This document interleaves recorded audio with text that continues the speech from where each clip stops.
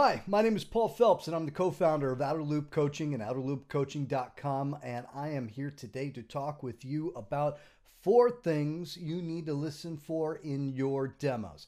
The demo process is a huge part of the songwriting process and the pre-recording process. You want to do demos before you go into the studio. It'll make your songs better and it'll save you a ton of money while you're in the studio if you've got the song already done the way you need it to be. Now, some of these ideas are experiments. Not every experiment is going to work. Some of these experiments are going to fail miserably, but what they will always do is they're going to always help make your songs better. So let's dive right in. Number 1 is key and tempo.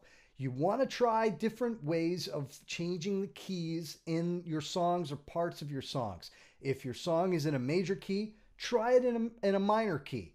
Try different chords. Try with an augmented seventh or whatever it is. Music theory is not my thing. If you or somebody in your band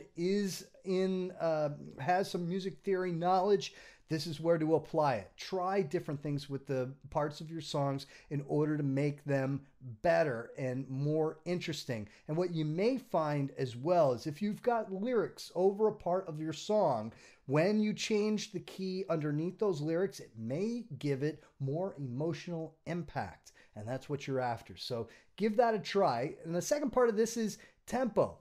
Try playing the song faster. Try playing it slower. Try playing it really slow. Experiment with tempo and see if it makes a difference in the way that the song ends up delivering for you. And do it during your demo process. All right, so let's jump into number 2. This isn't for everybody, but it might be something worth considering, and that's instrumentation. Some bands, it's always going to be 2 guitars, bass, drums, vocals. That's it. But for most bands, and probably for yours, something worth considering is to try different instruments during the course of the song. Maybe a piano, maybe it's a string section, maybe it's a horn section, maybe it's some EDM. I don't know. But demo process is the time to do it. It's the time to experiment with it and see if it makes a difference and makes your song better. Give it a try. There's plenty of software out there that'll at least mimic the sounds that you might have in your head when you start thinking about other instrumentation, and you don't have to hire in a full orchestra. You can just give it a try with using your softwares. Okay, number 3, arranging and timing. And what I mean by arranging and timing here is different from what I talked about in number 1, key and tempo. With arranging and timing, I'm talking about where in the song different parts of the song happen. You may have your songs pretty often are always the verse and then the pre-chorus and then the chorus and then a verse and then a bridge and then a chorus or whatever it is.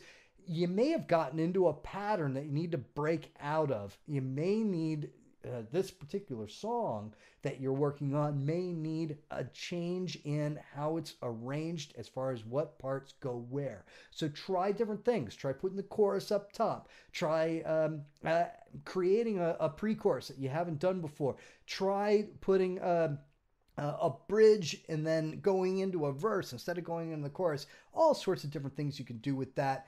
Definitely give it a try during your demo process. All right, 4th thing, and this is the last one, and this is you need to listen for outside input. Do not keep your demos a secret. Do not make it so that nobody ever has a chance to give you some advice on how to make your song better. If you have somebody in your social circle that you trust, somebody who's written great songs that you admire, take their advice, or at least consider taking their advice. Of course, if your gut tells you that somebody's telling you something that just doesn't make any sense and it's not going to work for you or the song, then ignore it.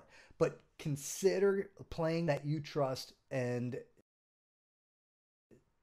consider taking some of their advice in hand. You may find not only a potential great collaborator for the future, but you may also find that some of their really great ideas are things that you just didn't think of, and it makes the song better. So give it a shot.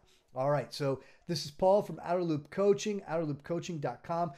I've got a free ebook for you that was written by Outerloop Group's Mike Mowry, the president of Outerloop Records, president of Outerloop Management, and it's all about music managers, the Music Manager Primer. It's free. Just come to outerloopcoaching.com and download this ebook. I've got it for you. If you want a manager, if you want to be a manager, if you just want to know what a manager does, this is the ebook for you. Just come on down, come get it. We got a bunch of other really great courses at the website as well, so we'd love to have you come by. All right, I will see you next week. Next week, we're going to talk about who wrote the song and how much of the song should be owned by who. So I think this is going to be some good advice. I look forward to seeing you next week. Thanks again.